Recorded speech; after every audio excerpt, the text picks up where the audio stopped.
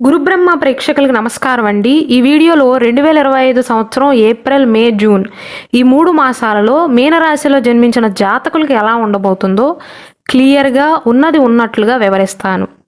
శ్రీ దుర్గాదేవి జ్యోతిష్యాలయం. మీరు ఇప్పుడు వరకు ఎక్కడెక్కడో జ్యోతిష్యం చెప్పించుకుని నిరాశ చెంది ఉన్నారా? అయితే ఒక్కసారి గురువు గారికి ఫోన్ కాల్ చేసి చూడండి. ప్రేమ, పెళ్లి, ఉద్యోగం, రాజకీయం, విదేశీ ప్రయాణం, ధనం నిలకడగా లేకపోవటం, భార్యాభర్తల మధ్య గొడవలు, ఆస్తి తగాదాలు, అప్పుల బాధలు, స్త్రీ పురుషుల ఎలాంటి గుప్త సమస్యలకైనా, ఎటువంటి సమస్యలకైనా ఒక్క రోజులోనే పరిష్కారం చూపుతారు. వీరు ఫోన్ నంబర్ 9542637206. ఇంట్రెస్ట్ ఉన్న వాళ్ళు ఎవరైనా ఏ టైంలోనైనా వీరు కాల్ చేయవచ్చు.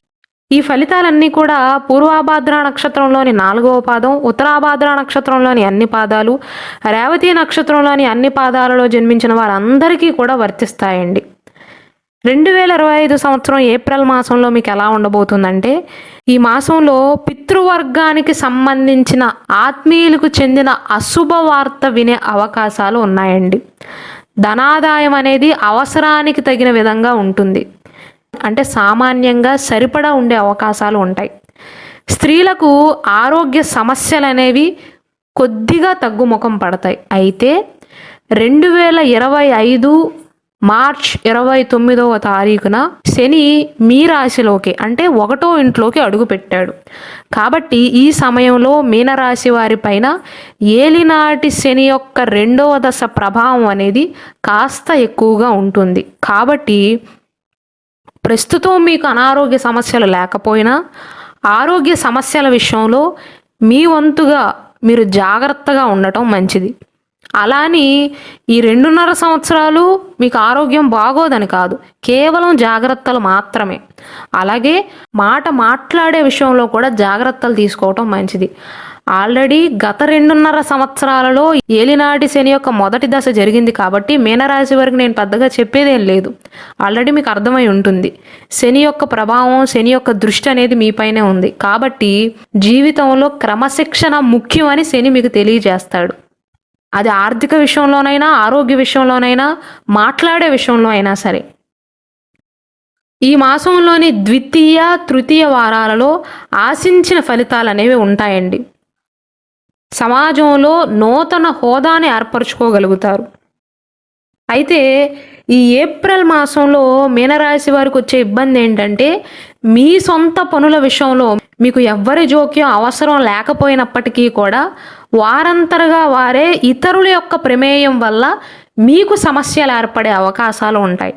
కాబట్టి మీ పనులన్నీ కూడా పూర్తయ్యేంతవరకు, మొదలుపెట్టి పూర్తయ్యేంతవరకు ఎవ్వరితోనూ చర్చించకపోవటమే మంచిది. శారీరక, మానసిక ఒత్తిడి అనేది కాస్త ఎక్కువగా ఉంటుంది. జీవిత భాగస్వామి నుండి అలాగే సంతాన విషయంలో కూడా తోడ్పాటు లభిస్తుంది. ఇదొకటి పాజిటివ్ పాయింట్గా చెప్పవచ్చు. ఉద్యోగ విషయంలో కానీ, వ్యాపార విషయంలో కానీ మీరు ఆశించిన రీతిగా అనుకూలతలు ఏర్పడతాయి. కానీ పని భారం అనేది పెరుగుతుందండి. మీ ఓపికకు పరీక్ష అన్నట్లుగా ఉంటుంది. చివరి వారంలో మాత్రం చక్కటి మానసిక ప్రశాంతత లభిస్తుంది. ఏప్రిల్ మాసంలోని 24, 25, 26 తేదీలలో మీ సంతానం ఆరోగ్య సమస్యలతో ఇబ్బంది పడే అవకాశాలు ఉన్నాయి. విద్యార్థులు ఎవరైతే ఉన్నారో వారికి కాలం అనేది సామాన్యంగా ఉంటుందండి. చదువు నుండి డిస్ట్రాక్ట్ అయ్యే అవకాశాలు ఉంటాయి. కాబట్టి మీ దృష్టి అంతా కూడా చదువుపైనే మళ్లించండి. అలాగే ఎవరైతే విదేశీ ప్రయత్నాలు చేస్తున్నారో వారికి సానుకూలమైనటువంటి ఫలితాలే సూచిస్తున్నాయి. ఇక 2025 సంవత్సరం మే మాసంలో మీనరాశి వారికి ఎలా ఉండబోతుందంటే, వివాహ జీవితంలో గతంలో మీరు ఎదుర్కొన్న సమస్యలు తొలగిపోతాయని నేను చెప్పను, కానీ సమస్యలు అనేవి తగ్గుతాయండి. వ్యక్తిగత జీవితంలో పరిస్థితులు కూడా కాస్త మెరుగుపడతాయి. కోర్టు తగాదాలలో అనుకూలతలు ఏర్పడతాయి. గృహంలో బంధువర్గీయుల యొక్క కలయిక ఏర్పడుతుంది. వారితో సంబంధాలు మెరుగుపడతాయి. బంధువర్గం వారితో, స్నేహితులతో మీరు ఎంత చనువుగా ఉన్నప్పటికీ కూడా మాట విషయంలో మాత్రం ఖచ్చితంగా జాగ్రత్తలు తీసుకోండి. మీ మాట వల్లే మీరు ఇంటెన్షనల్గా అనకపోయినా మీ మాటను ఎదుటివారు అపార్థం చేసుకునే అవకాశాలు ఉంటాయి. కాబట్టి కొంచెం జాగ్రత్తలు తీసుకోండి. పనులలో నేర్పుని, ఓర్పుని ప్రదర్శిస్తారు. అందరూ మిమ్మల్ని గౌరవించే అవకాశాలు ఉన్నాయి. సమస్యలన్నిటినీ కూడా పట్టుదలతో పరిష్కరిస్తారు. ధనలాభం బాగానే ఉంటుందండి. అయితే ఆరోగ్య విషయంలోనే కొంత ఇబ్బందికరంగా ఉంటుంది. శుభ కార్యక్రమ ప్రయత్నాలు అనేవి ఫలిస్తాయండి.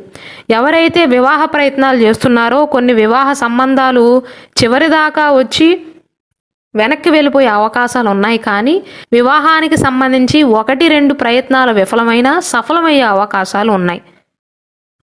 ఈ మాసంలో మీనరాశి వారికి సుబ్రహ్మణ్యేశ్వర స్వామి వారి ఆరాధన అనేది శుభప్రదంగా ఉంటుంది.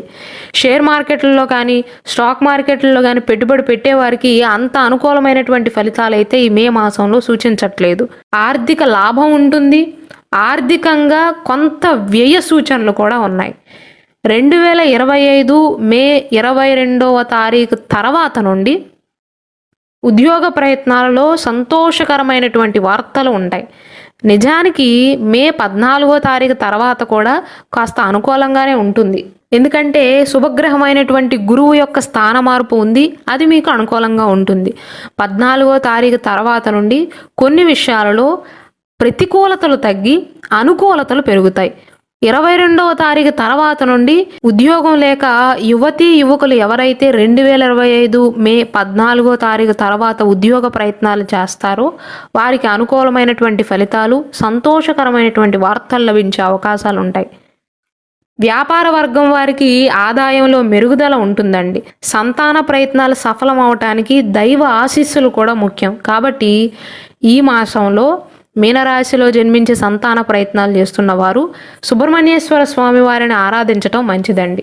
ఇక 2025 సంవత్సరం జూన్ మాసంలో మీకు ఎలా ఉండబోతుందంటే, ఈ మాసంలోని మొదటి వారంలో నూతన ఆదాయ మార్గాలు లభించే అవకాశాలు ఉంటాయండి. వ్యాపారాలు చేస్తూ జీవితాన్ని కొనసాగిస్తున్న వారు మంచి అభివృద్ధికర మార్గంలో కొనసాగే అవకాశాలు ఉంటాయి. అయితే నేను స్టార్టింగ్ నుంచి చెప్తున్నట్లుగా 2025 జూన్ మాసంలో ఏలినాటి శని యొక్క ప్రభావము, ఇతర గ్రహ ప్రభావం ఉంది. కాబట్టి ఆర్థిక విషయాలలో ఖచ్చితంగా క్రమశిక్షణ అనేది ముఖ్యం, అవసరం కూడా. ప్రయాణాల వల్ల అలసిపోయే సూచనలు ఉన్నాయి. అభిప్రాయ భేదాల వల్ల కొద్దిగా మనస్తాపం చెందే అవకాశాలు ఉన్నాయి. ద్వితీయ వారం నుండి సామాన్యమైనటువంటి ఫలితాలు ఉంటాయండి. మొదటి వారంలో అంతా అనుకూలంగా ఉంటుంది.